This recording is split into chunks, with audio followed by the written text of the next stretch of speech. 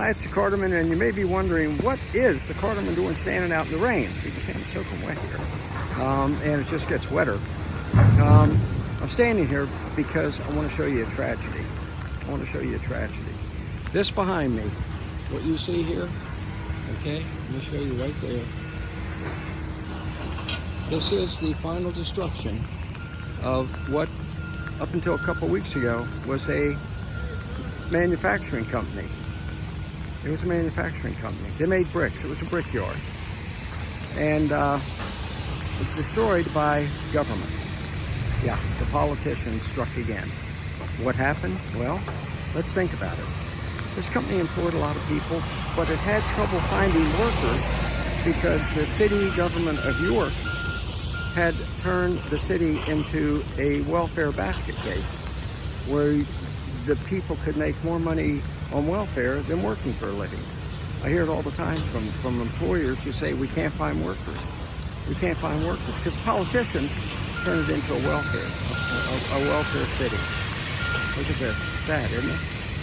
Then the other thing the politicians did was they raised the taxes so high that the company couldn't make it a profit margin. Okay? So the politicians, government, did the double whammy to this manufacturing facility, this brickyard.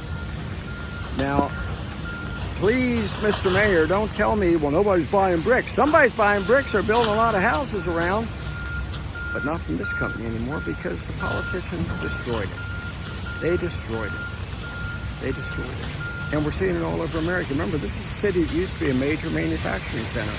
But the politicians, they drove off York barbells. They drove off York comfortable patties. They drove off York air conditioning. The same two tricks.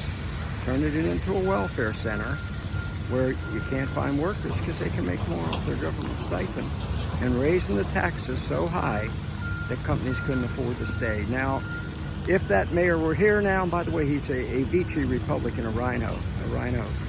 He'd say, well, that's not what happened. Oh, yes, it did. If I were mayor, I can guarantee you, this brickyard would still be selling bricks and employing people because we would have said whatever it takes. We want our city to be vibrant again. We want our city to be a base where people want to come and work for a living and live well, live happily, instead of a crime-ridden cesspool, which is what the politicians prefer.